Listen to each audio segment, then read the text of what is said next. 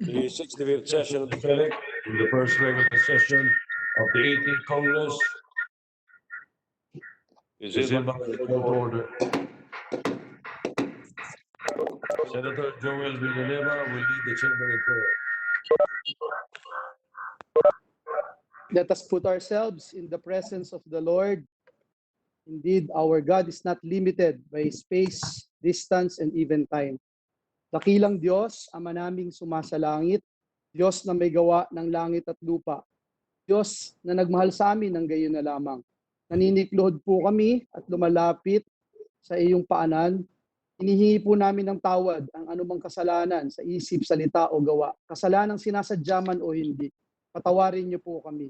Hugasan niyo po kami ng iyong banal na dugo na nabuhos sa krus ng Kalbaryo. Kinikilala po namin na wala po kaming magagawa kung wala kayo sa amin. Pinapanalangin po namin, O Diyos, ang pagbubukas ng aming sesyon ngayong linggo. Hinihingi po namin ang inyong paggabay. Hinihingi po namin ang iyong pagpapala, kalakasan, kalusugan, maging ang katalinuhan na nagmumula sa langit.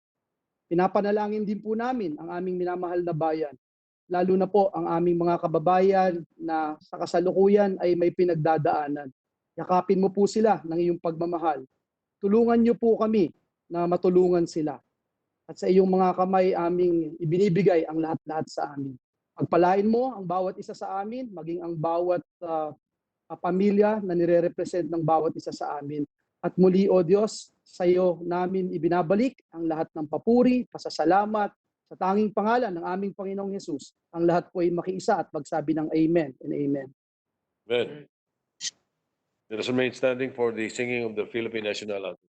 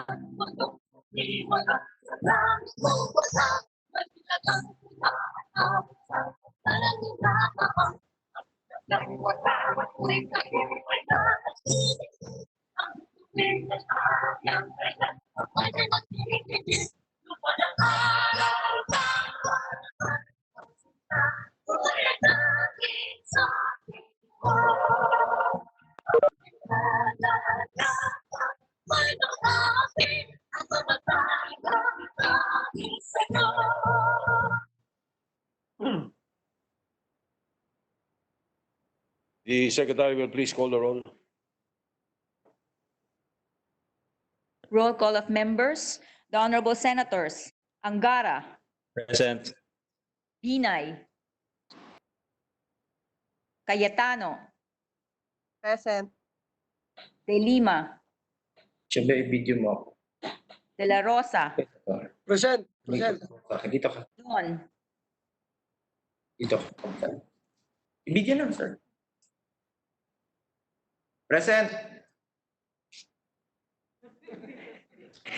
Drilon, Mali. Nauna, hindi ko narinig. Oh, wala. Gatchalian, Present. Go, Present. Gordon, Ontiveros, Lacson, Lapid, Marcos, Present. Pacquiao, Present. Pangilinan, Present. Pimentel, Present.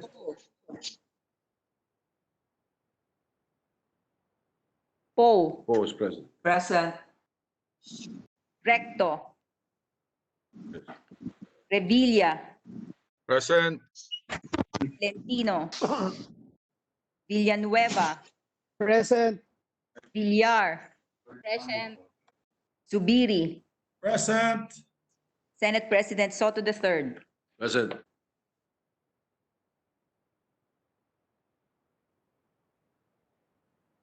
With 19 senators present, the chair declares the presence of a quorum. Majority Leader. Thank you, Mr. President. Mr. President, I move that we defer the approval of the Journal of the 64th Session, May 11, 12, and 13, 2020, at a later hour. I so move, Mr. President. Any objection? Hearing none, the motion is approved. The journal is deferred. Mr. President, I move that we proceed with the reference of business. Reference of business, the secretary will proceed with the reference. Reference of business, bills on first reading. Senate Number 1531, an act defining the offenses of discharge of firearms and indiscriminate firing of firearms and providing stiffer penalties therefore, amending for the purposes Article 254 of Act Number 3815 as amended, otherwise known as the Revised Penal Code, and Republic Act Number 10591, otherwise known as the Comprehensive Firearms and Ammunition Regulation Act, introduced by Senator Revilla Jr. Referred to the Committees on Public Order and Justice. Senate Number 1532, an act preserving the indigenous games in the Philippines, introduced by Senator Revilla Jr. Referred to the Committees on Basic Education and Arts and Culture, Sports. Senate Number 1533, an act amending Republic Act Number 11332, otherwise known as the Mandatory Reporting of Notifiable Diseases and Health of Public Health Concern Act, and for other purposes, introduced by Senator De La Rosa. Referred to Committees on Health and Justice. Senate Number 1534, an act providing for incentives and benefits for health workers in the private sector, appropriating funds therefore and for other purposes, introduced by Senator De La Rosa. Referred to Committees on Health, Labor, and Finance. Resolutions, PS Resolution Number 405, entitled Resolution Directing the Committee on Trade, Commerce, and Entrepreneurship and other appropriate committees to conduct a hearing in aid of legislation on the effects of COVID-19 on Philippine trade, commerce, and entrepreneurship and the possible ways to restart the economy during and after the COVID-19 era, introduced by Senator Pimentel III. Referred to Committees on Trade and Economic Affairs. PS Resolution Number 406, entitled Resolution Expressing the Profound Sympathy and Sincere Condolences of the Senate on the death of Honorable Maria Teresa Tessie Aquino Oreta, former Senator 1998-2004, former member of the House of Representatives 1987 to 1998, and the first woman Assistant Majority Floor Leader of the House of Representatives, introduced by Senator Soto III, Lacson, Gordon, Cayetano, Pacquiao, Revilla Jr., Binay, Lapid, Zubiri, Villanueva, Angara, Recto, Tolentino, Villar, De La Rosa, Marcos, Go, De Lima, Gatchalian, Drilon, and Poe. And I believe Senator Pangilinan wishes to be also a co-author and also all the other members of the Senate. Refer to thank you. Committee on Rules. Majority Leader. Thank you, Mr. President. Mr. President, today's agenda, we will just approve one bill on third reading and then proceed with the resolution of our distinguished colleague, Senator Tessie Aquino Oreta. Mr. President, with that, I move that we vote on third reading, Senate Bill number 1354. The bill has been distributed to the members last week complying with the 3-day rule, Mr. President. I so move and proceed with the roll call vote. The Secretary will proceed with the reading of Senate Bill 1354 on third reading and proceed with the roll call vote. Senate Bill Number 1354, an act amending Articles 183 and 184 of Act Number 3815 as amended, otherwise known as the Revised Penal Code. Roll call vote. The Honorable Senators Angara, Yes. Binay, Yes. Cayetano, Lima, De La Rosa, Drilon, Yes, yes. Yes. Yes. Gatchalian, Yes.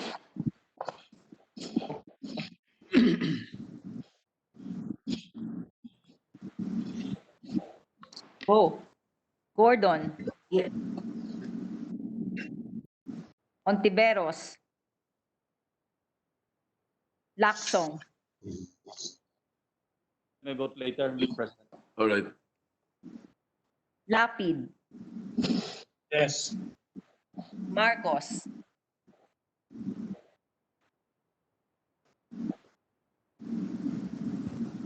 Yes. Pacquiao, Yes. Pangilinan, Yes. Pimentel, Poe, Yes. Recto, Yes. Revilla, Yes. Tolentino, Villanueva, Yes. Villar, Zubiri, Yes. Senate President Soto III. Yes. With 20 affirmative votes, no negative votes, no abstention. Senate Bill 1354 is approved on third reading. Senator Ping Lacson is recognized to explain his vote.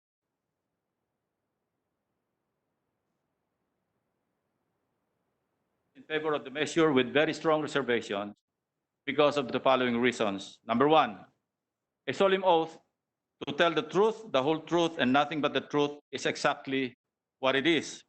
Solemn. To desecrate the solemnity of that oath, and worse, with the deliberate and evil purpose of destroying other people's lives, whom they could have succeeded in putting away for the rest of their lives by their lies, thus denying them the basic and sacred right to freedom, is most detestable.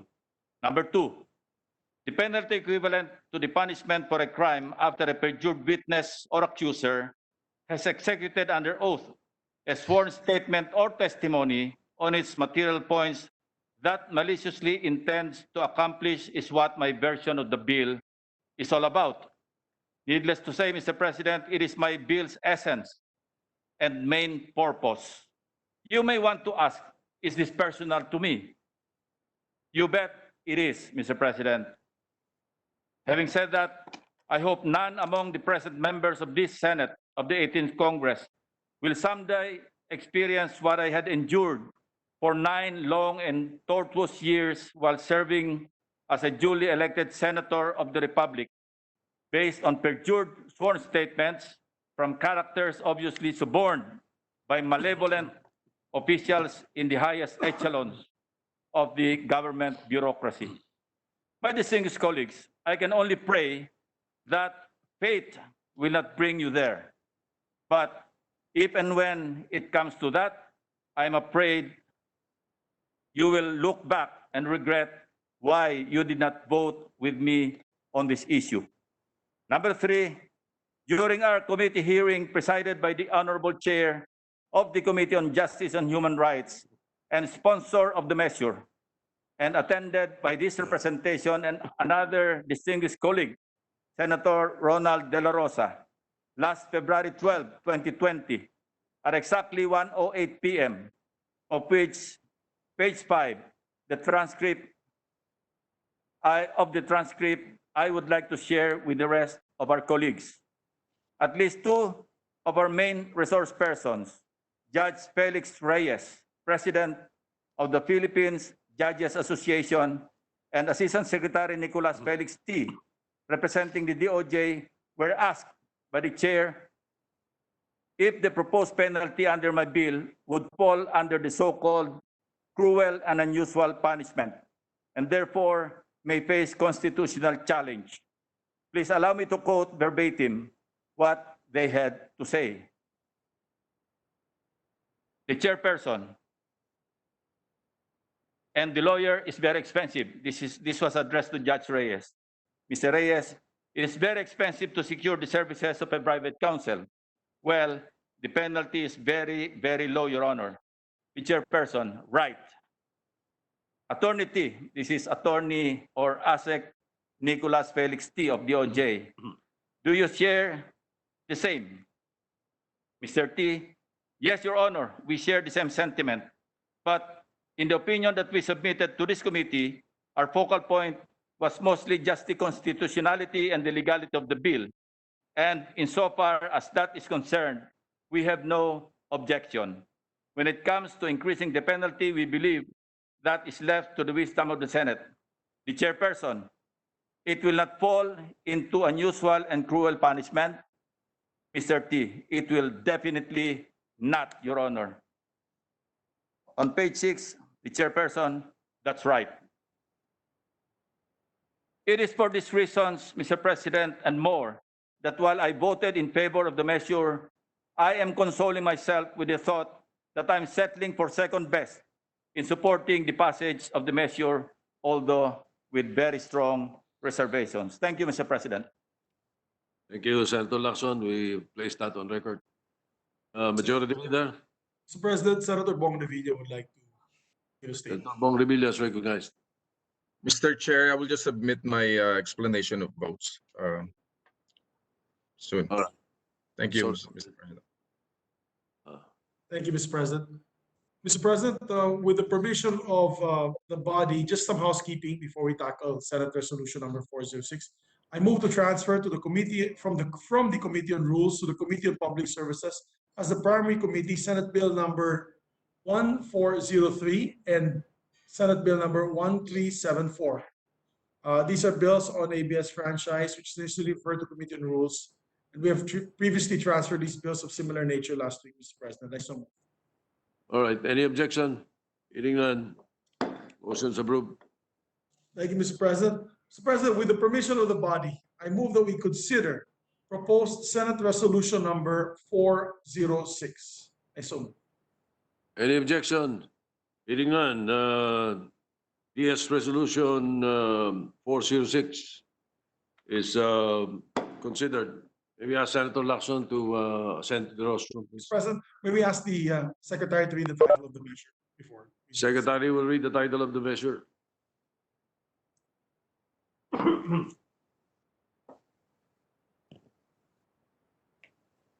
PS Resolution number 406, resolution expressing the profound sympathy and sincere condolences of the Senate on the death of Honorable Maria Teresa Tessie Aquino Oreta, former Senator 1998 to 2004, former member of the House of Representatives 1987 to 1998, and the first woman Assistant Majority Floor Leader of the House of Representatives. Mr. President, may we recognize our distinguished Senate President, Vicente Soto III, to sponsor the measure, Mr. President. The Senate President is recognized. Thank you, Mr. President. Thank you, the Majority Leader. Thank you, my esteemed colleagues. These past months saw former senators leave the stage of life and politics. Last month, it was a respectable leader and good friend, Senator Sani Alvarez. Now, another dear friend, a strong woman legislator, Senator Maria Teresa Tessie Aquino Oreta. My family and I are so saddened by her demise.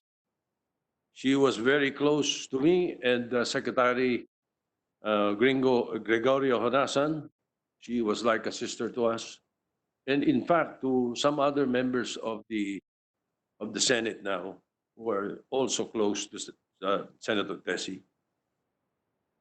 I will remember her as a very passionate and strong woman legislator whose advocacies focused on empowering women and children through landmark legislations like the Solo Parent Act and the Early Childhood Care and Development Act, just to name a few. Senator Tessie Aquino Oreta's penned legislations had likewise aimed at improving the country's educational system, as she believes that education is the key to the improvement of the quality of life of Filipinos. The Philippine Science High School System Act and Governance of Basic Education Act are some of her bills that were enacted into law. Not only that she supported education, Senator Tessie also sought to improve the employment status, working conditions, and welfare benefits of public school teachers. As what she has often said, I quote, "I want to take care of the teacher so that the teacher in turn will take care of our children. So in turn, our children will take care of the future of the country." End of quote. One's legacy upon death is not dependent on the eloquence of those who will deliver eulogies, for it would be dangerous to rely on orators to make a verdict on how a life was lived. One's life is the best speech about one's self. Truly, Senator Tessie Aquino Oreta had demonstrated to us that a life as a public servant is a life well lived. To our dear Tessie, you are a great friend, a mother, grandmother, and a dedicated public servant. You will be missed. Rest in peace in the arms of our Lord. Thank you, Mr. President. Thank you, Senator Soto. Thank you, Mr. President. I believe other members of the Senate would like to present their manifestation as well. Senator, may we recognize Senator Joel Villanueva, Mr. President. Senator Joel Villanueva is recognized. Before that, session is suspended for 30 seconds to allow the Senate President to ascend the rostrum.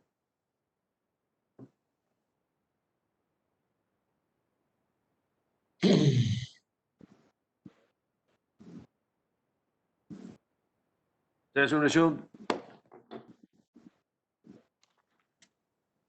May we recognize, Mr. Mr. President, Senator Villanueva. Senator Villanueva is recognized. Thank you very much, Mr. President. Thank you, Mr. Majority Floor Leader. Mr. President, distinguished colleagues, with heavy hearts, we express our sympathy and condolences to the death of a former senator of the land, Honorable Tessie Aquino Oreta. She was a legislator for 17 straight years. She served the people of Malabon and Navotas for 11 years as their representative. She was also a senator of the Republic for 6 years. Soon after EDSA revolution, it was quite a feat for a woman of her time to be elected in the legislature. On her first term, she became Assistant Majority Leader, the first woman to hold that post in the history of the lower house. Mr. President, esteemed colleagues, her victory in the 98th senatorial race would eventually become a feat for the country's education sector. As a chairperson of the Committee on Education, Arts and Culture, she advanced legislative landmarks that increased the momentum of reforms in the post-EDCOM Philippine educational system. Among these laws is Republic Act number 9155, or the Governance of Basic Education Act that transformed DEX into what is now DepEd. Nothing compares with her love for our teachers. In 1999, she spearheaded the Project Tao, said to be the most comprehensive survey of its kind involving about 420,000 teachers nationwide. The project revealed situations besetting public school teachers. The survey results served as the compass for many educational reforms at that time. In 2009, as if to fulfill her destiny as an education reformist, she was appointed chairperson with the cabinet rank of the then newly created ECCD Council. During her stint as ECCD chairperson, she wasted no time advocating early childhood care. She took definitive actions to help unlock the minds of Filipino children ages 0 to 6. Her initials, Mr. President, are TAO or Tao. It symbolizes her legacies as a public servant.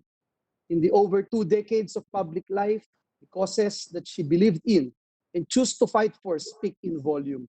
They evidence how she put the Tao at the forefront.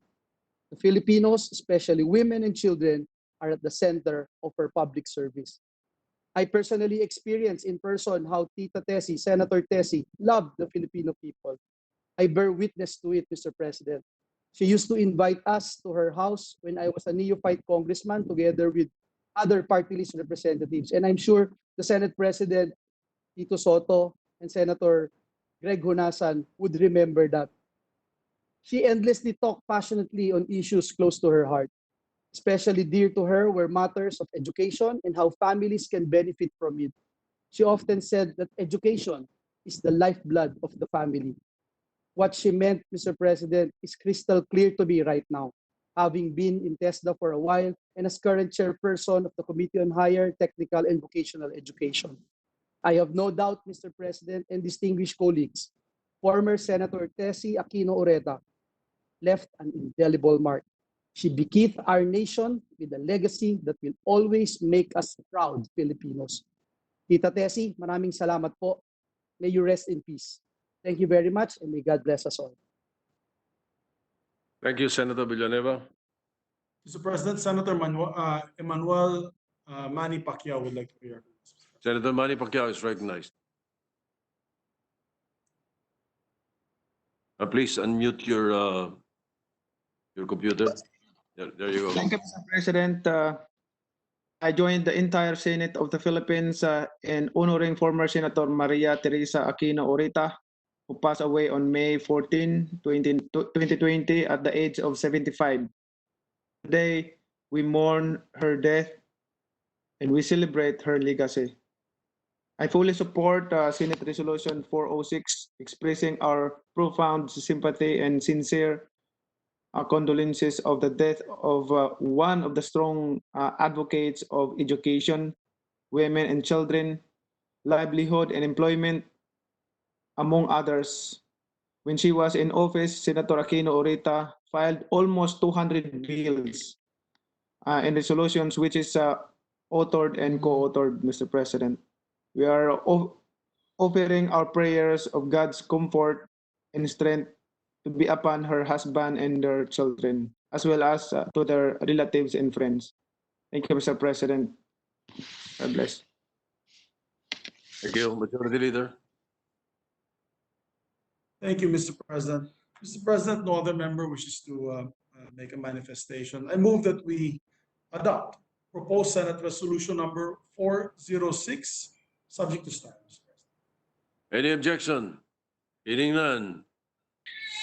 Resolution 406 is hereby adopted, subject to style. Thank you, Mr. President. Mr. President, following the tradition of the Senate and as a sign of respect and honor to the legacy of a departed former distinguished member of the Senate, Madam Tessie Aquino Oreta, I move that we suspend session until 1:30 in the afternoon tomorrow, that is Tuesday, May 19, 2020. I so move, Mr. President. All right, thank you. Any objection? Hearing none, the session is suspended until 1:30 in the afternoon of Tuesday, May 19, 2020, and thereafter we will be convening into a committee of the whole. Session suspended.